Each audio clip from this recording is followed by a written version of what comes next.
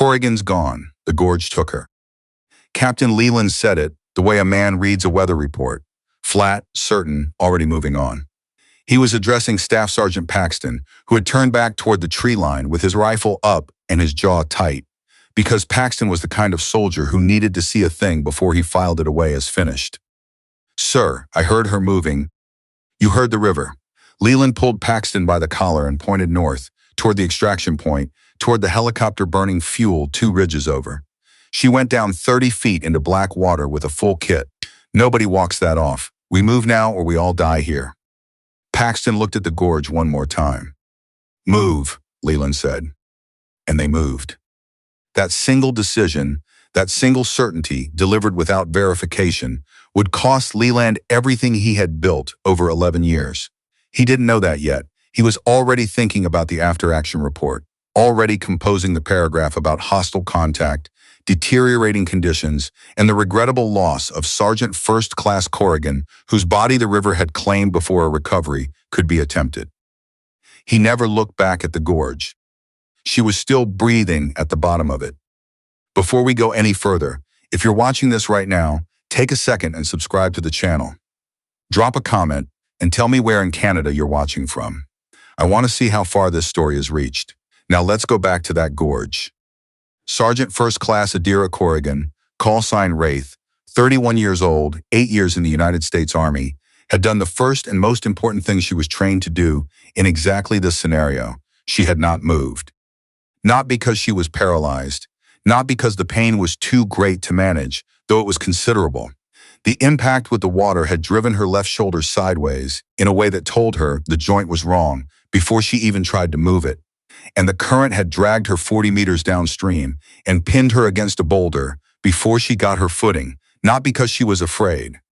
She hadn't moved because movement meant sound, and sound meant discovery. And discovery at this stage meant a problem she didn't have the resources to manage yet. So she stayed flat on the slick rock shelf at the river's edge, face half in the water, and she listened. Above her, the voices. Leland's voice. Then the sounds of her team assembling, moving, the particular rhythm of a unit accelerating toward a decision that had already been made for them. She counted the footsteps. She counted the seconds between footsteps and silence. 4 minutes after the last sound faded, she moved. Her left arm was wrong. She knew that without looking in the same precise way you know your own handwriting. The shoulder had dislocated on impact, the joint capsule stretched or torn, and her arm hung at an angle that her brain found deeply objectionable. She reached across with her right hand, found the joint, and put it back. It was not a gentle process. She pressed her face into the crook of her elbow and made no sound at all, which was perhaps the most difficult thing she had done all night, and the night had already included an ambush. A 30-foot fall into a mountain gorge and a 1/4 kilometer of moving fast and low through terrain that wanted to kill her on general principle. She sat up and assessed. Right arm, functional. Left arm, present, painful, operational at maybe 60%. Both legs, intact, head clear. Rifle, still on her back, an HK Steen with a thermal optic she'd personally calibrated before the mission. The magazine was full. She carried 2 spares. Her sidearm was still in its holster, an M18 with 1 extra magazine. She had a combat knife, a field radio that had taken on water and was almost certainly dead, 2 white phosphorus grenades, 1 fragmentation grenade, and a sealed waterproof pouch on her vest that contained, among other things, a set of documents she'd pulled off a dead courier 40 minutes before the ambush began. Those documents were why she was still here, and why Leland had decided she wasn't. She did the math the way she'd been trained, not in terms of survival. Because that calculation was too large and too prone to producing answers she didn't want to engage with. She did it in terms of the next 10 minutes. What do I have? What do I need? What is the first step? The first step was high ground. The target was Redoubt Koval, a forward command installation set into a heavily forested ridgeline approximately 2.5 kilometers northeast. She had studied the reconnaissance imagery for 4 days before the mission. She knew the sight lines, the patrol patterns, the generator positions, the communications array. She had studied it as a target because the mission, the original mission, before Leland had decided it was over, had been to confirm the presence of a signals relay unit and extract with data for a follow-on strike. She had confirmed it. The confirmation was in the sealed pouch on her vest, and she had something else. Something the courier documents had given her. Something no one in the operations center back at base knew yet, because the radio that would have transmitted it was currently full of river water. Redoubt Koval was not just a relay station. It was a staging point for a strike on a medical convoy. Coalition vehicles, marked with red crosses, carrying surgical supplies and 2 embedded Canadian Forces medical officers to a field hospital 80 kilometers south. The strike was scheduled for dawn. She needed the exact time, and then she needed to stop it. And she needed to do both before anyone noticed she was still alive and inside the perimeter.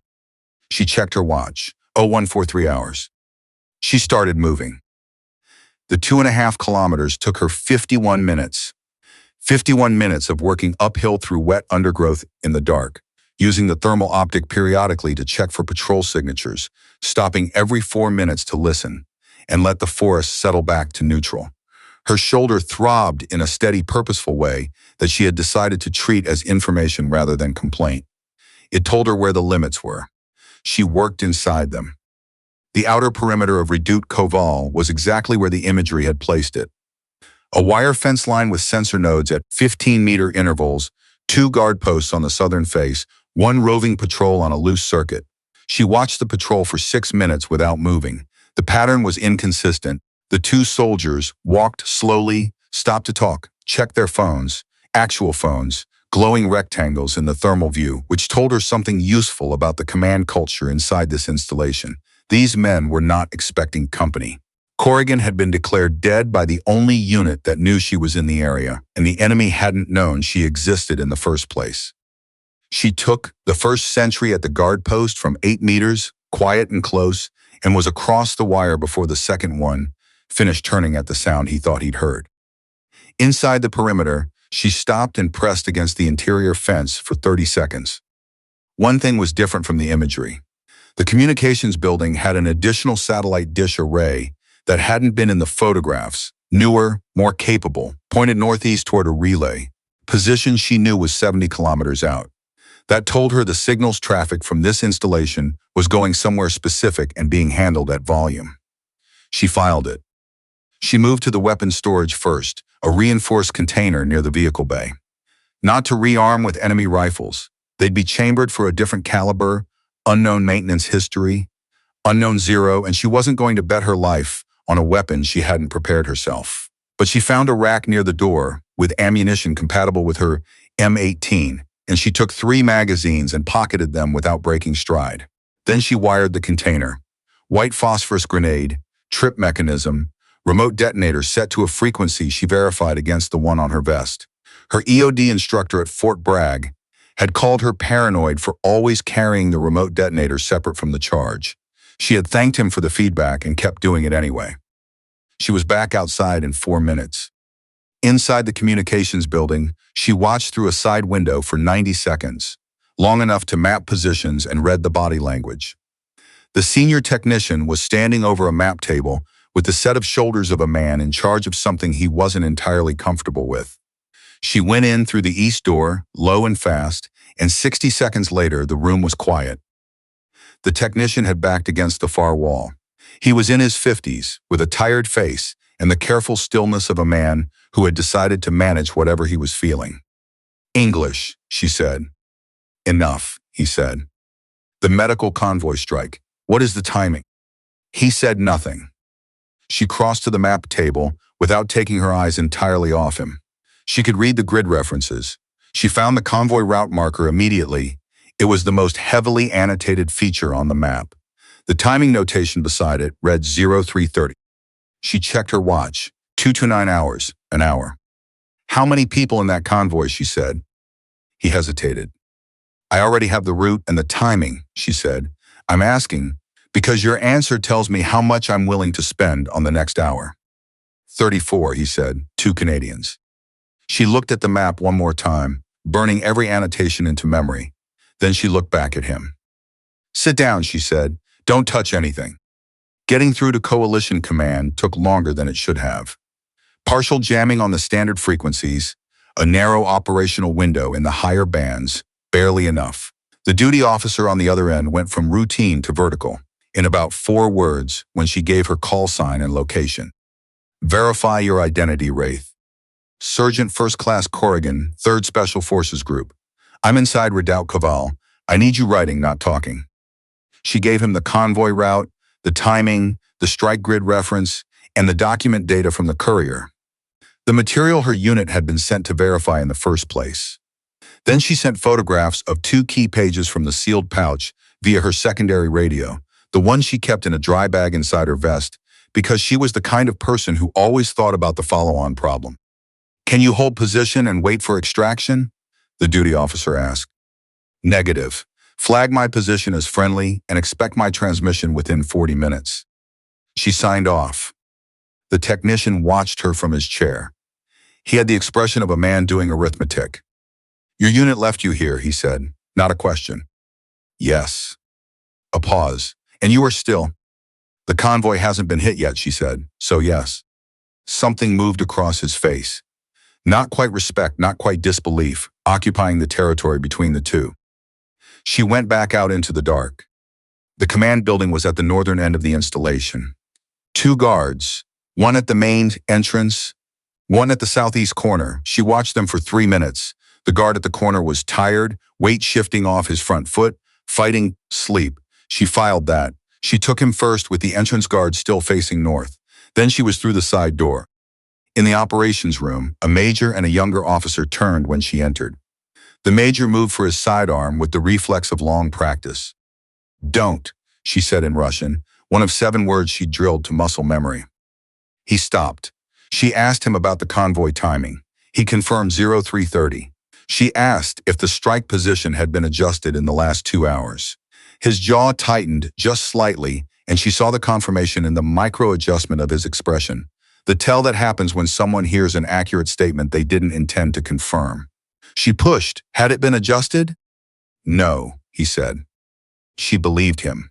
She memorized the grid reference from the operational overlay and was back at the communications terminal within 10 minutes, transmitting the corrected position to the duty officer, flagging the timeline as confirmed.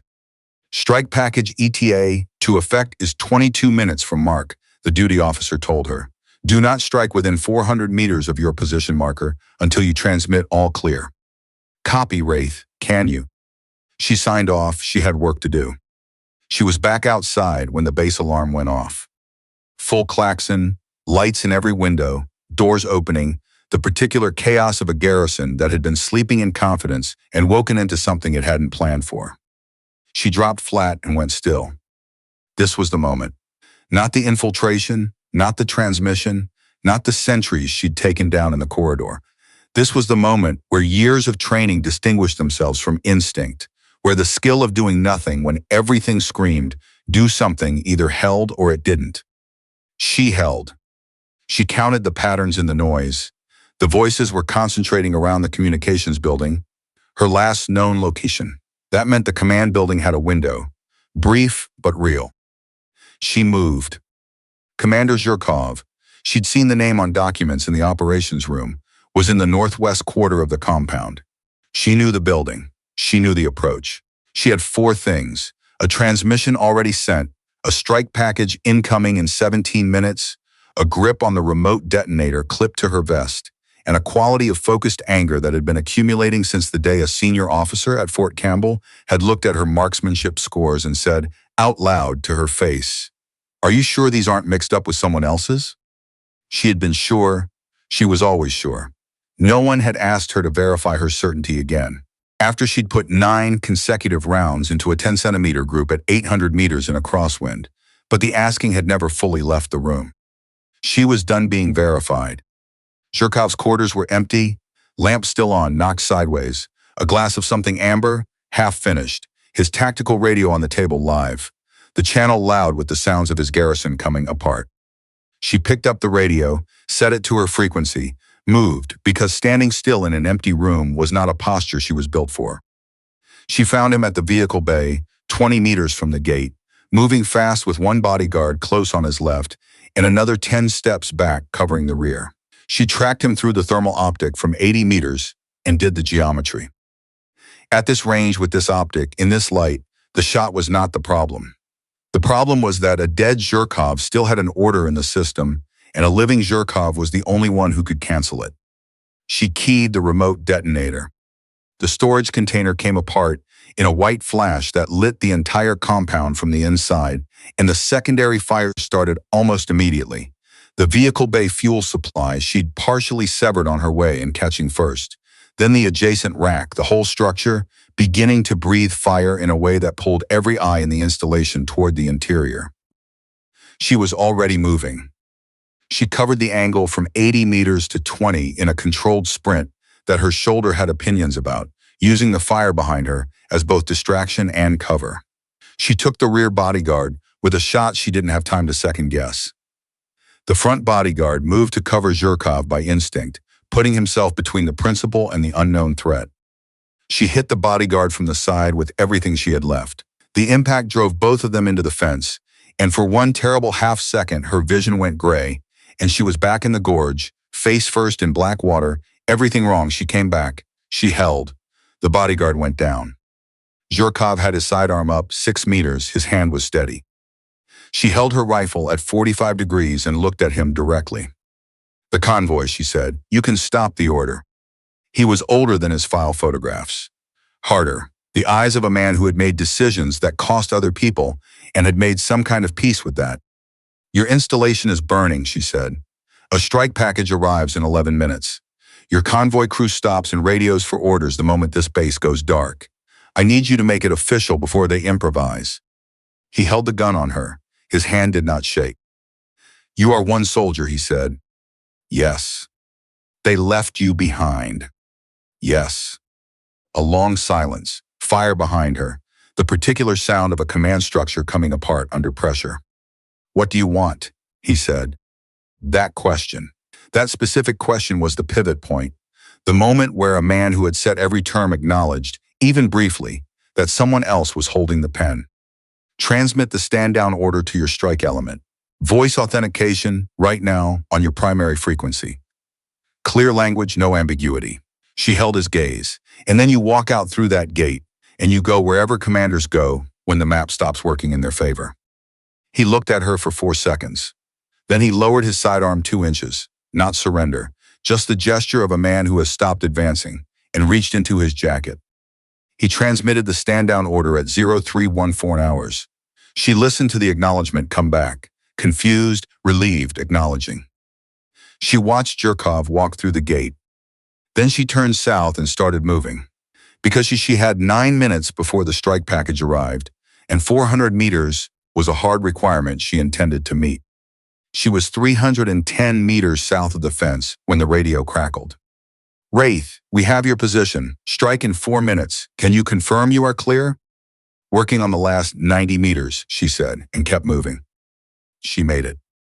The strike package arrived with a physical pressure she felt through her boots before she heard it, a concussive rearrangement of how the air was organized, followed by light through her closed eyelids, and then sound that was not cinematic but structural, the sound of things being converted from one state into another at considerable speed. She stayed face down for a count of 10, then she stood up. Redoubt Koval was gone. She stood in the wet grass with her rifle, a dislocated shoulder she'd relocated, and that was now articulating its grievances in considerable detail and the particular stillness that settles over you when an equation resolves. Not triumph. Not satisfaction, exactly. Something cleaner than either, the completed problem feeling. "Wraith, confirm status," the duty officer said. "Wraith is clear," she said. "Installation is gone. Strike element stood down before effect. Medical convoy is secure. I have documentation you need to see when I land." "Copy. Extraction bird is 18 minutes out. Can you mark?" She found flat ground and set the flare. Then she sat down in the wet grass beside it because her shoulder had filed a formal objection to everything she'd asked of it for the last 4 hours, and she decided to give it 60 seconds of uncontested authority while she waited. The fire from what had been Redoubt Koval lit the underside of the low clouds orange. The forest around her made its slow, indifferent sounds.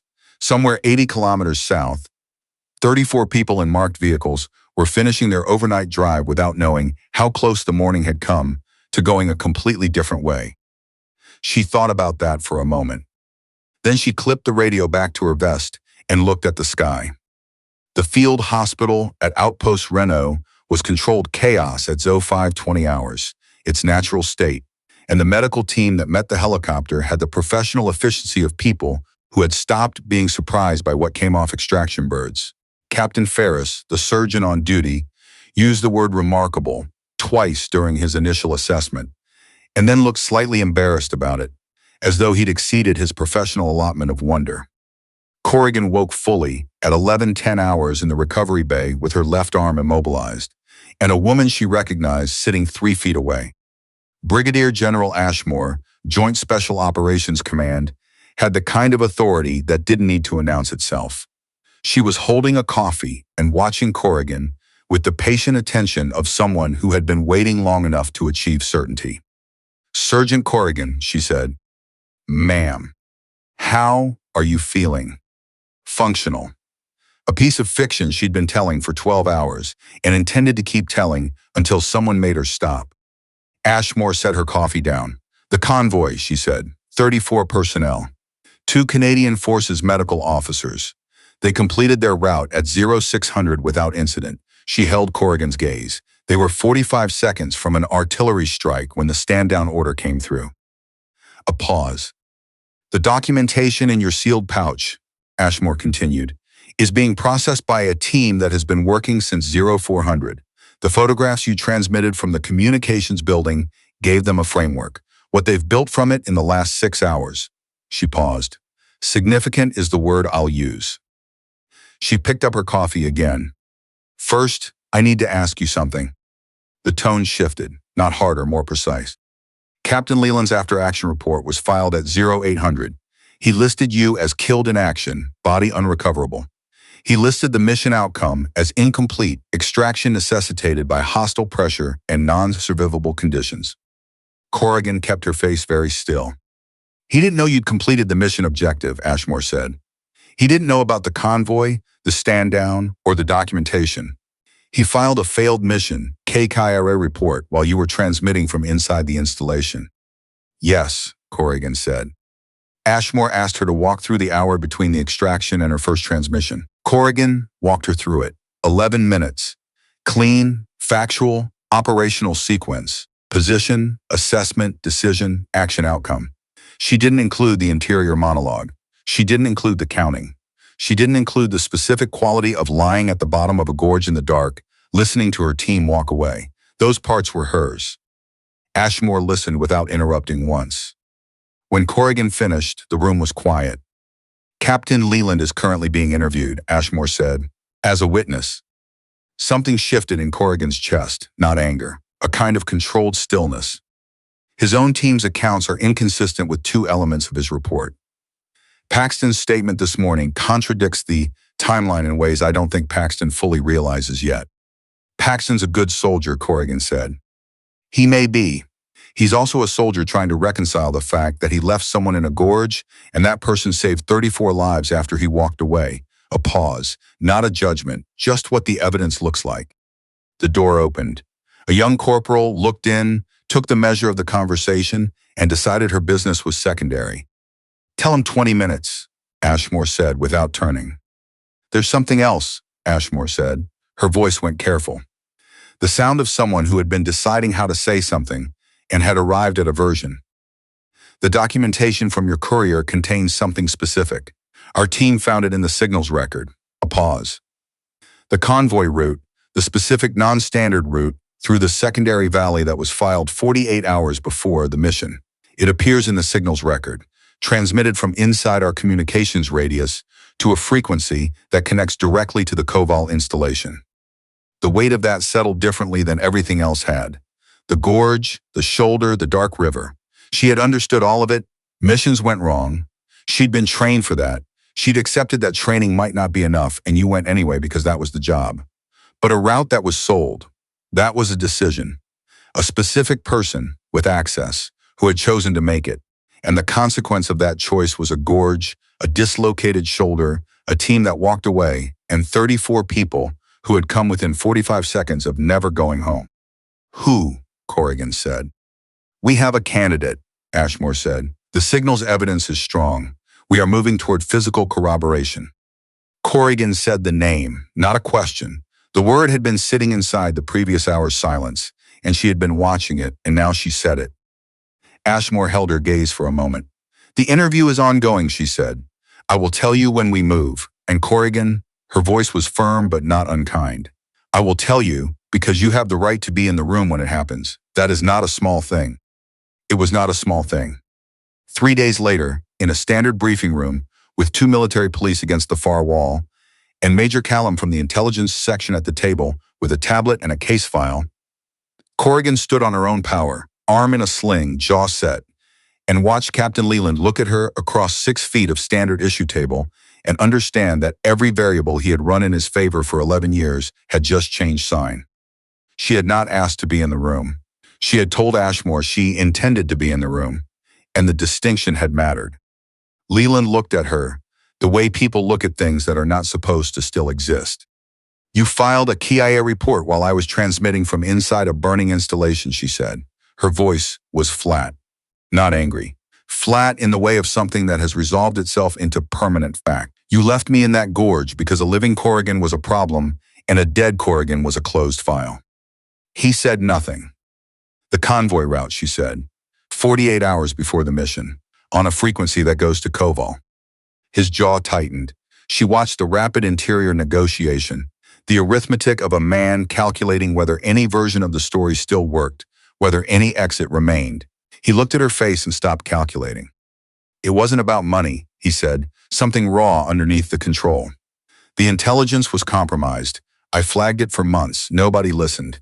They kept sending us out on sourcing that was going to get people killed and calling it manageable. He stopped. I thought if the route got hit hard enough, command would accept the operation was blown and stand it down without casualties. 3 people were metavists from that ambush, Corrigan said. Corporal Finch lost 2 fingers. He said nothing. And you left me in that gorge, she said, not because the conditions were non-survivable, because I was the one most likely to put together what actually happened. A dead wraith was a closed file, a living one. He held her gaze for 3 seconds. Then he looked at the table.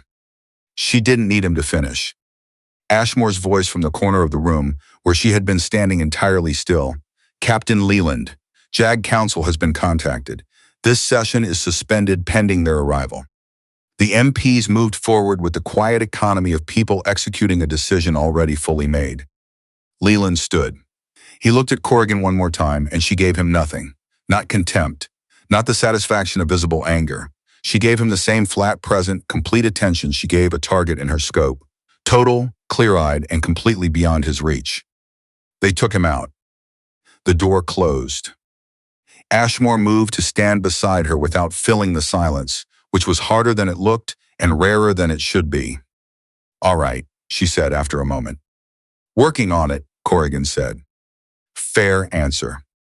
6 weeks later, cleared for full duty, the sling gone, and the arm at full rotation, Corrigan sat across from Brigadier General Ashmore and Major Callum and Major General Telford, theater commander, who had the focused attention of a man who had read a file thoroughly and was now comparing it to the person. I've read your full personnel record, Telford said. Your evaluation scores going back to basic, your marksmanship qualifications, 3 commander assessments over 8 years, each recommending you for specialized leadership track, each subsequently held at the unit level and not forwarded. He held her gaze. Captain Leland had authorization to review and delay personnel actions for operational continuity. Our investigation indicates he used that authorization on your file on 4 separate occasions. He needed you, subordinate. A Corrigan with her own element was a Corrigan he couldn't manage. She had suspected pieces of it. She hadn't seen the whole shape until now. The documentation you extracted from Redoubt Koval, Callum said, has, over the past 6 weeks, given us the framework to move on 2 of the 3 remaining network nodes. The 3rd is in progress. He paused. The signals record from that installation is being called the most significant single intelligence capture in this operational theater this year. Telford reached into a folder and produced a document. He turned it to face her. She read it. A promotion order. Sergeant First Class to Master Sergeant, effective immediately, citing exceptional operational conduct in conditions of extreme isolation. Below it, a second document, a unit activation order. Task Force Ardent, 6 billets. Intelligence direct action, authorized to operate against the identified nodes of the network she had pulled from a burning signals room with one working arm and a river's worth of mud still in her kit. Team lead, her name, typed in standard military font. She read it twice. The mission profile is the network, Telford said. You know the intelligence better than anyone in this theater. You found it. I want you to finish it. She looked at the activation order, at her name in the team lead line, at 6 billets waiting to be filled. She thought about every room she had walked into where the assumption had already been made before she opened her mouth. Every qualification score that had produced a double take. Every leadership recommendation filed by someone who believed it and quietly not forwarded by someone who needed it, not to reach anyone who could act on it. She thought about a gorge in the dark and a voice saying she's gone, move out, and the silence after the footsteps faded and the decision she'd made in that silence, not the decisions to survive, but the decision to complete the objective. Not because anyone was watching, and not because there was any guarantee that anyone would ever know, but because the mission was the mission, and she was the only one left to run it. Yes, she said, not elaborated, not qualified, clean and direct and final, the way she made every decision that actually mattered. Telford nodded once. She picked up the activation order, folded it, and put it in her jacket. 6 billets, 6 people she hadn't chosen yet, who would become the sharpest unit she had ever led. 6 weeks of intelligence briefings and personnel reviews, and building something from the bones of what she'd already found. And somewhere in the network, 3 remaining nodes, 3 remaining threads, people who believed she was at the bottom of a gorge, declared finished by the man who'd sold the route that put her there. They were going to have to revise that assessment. Corrigan walked out of the briefing room under her own power, the activation order folded against her chest, and nobody who passed her in that corridor would have known, from looking, what she was carrying, the weight of 34 lives. The shape of a network that still needed to be dismantled, the memory of a gorge and a black river, and a team that counted her as finished before they checked. She knew where she was going. She always had.